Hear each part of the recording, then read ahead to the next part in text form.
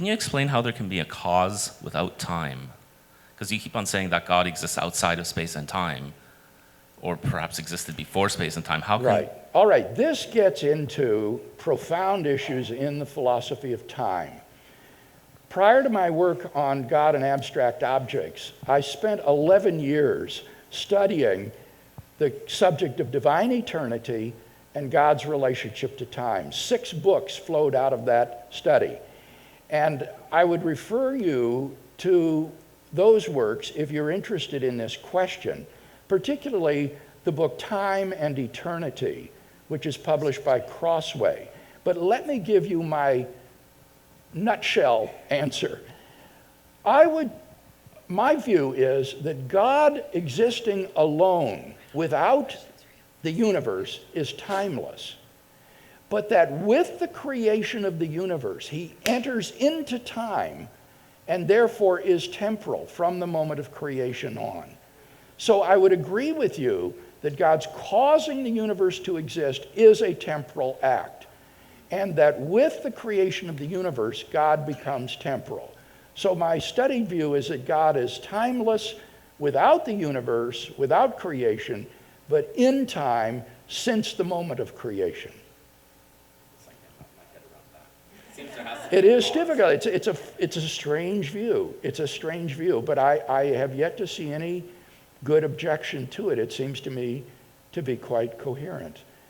God existing alone, changelessly, is timeless. With the creation of the universe, the creation of the first moment of time, God's act of creation is simultaneous with the creation's coming into being. What else could it be? There couldn't be a time gap. So his act of creating the world is simultaneous with the world's coming into being. And so God enters into time at the moment of creation. Okay, the question was, if God is changeless without creation, how did he change to create time? Notice how I worded it. I was careful. Philosophers are careful about how they use words. I did not say that God was unchangeable. I said that he was changeless.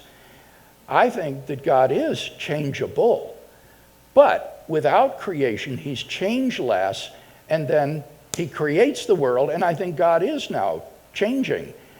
He's changing in his knowledge constantly as time goes on. He knows it's now 10 to 11 Pacific Standard Time. In another moment, he'll know it's 9 to 11. Then he'll know it's 8 to 11. And so his knowledge is constantly turning over as new propositions become true and true propositions become false. And I would say that God is really related to changing things, and so is changing in his relations with things.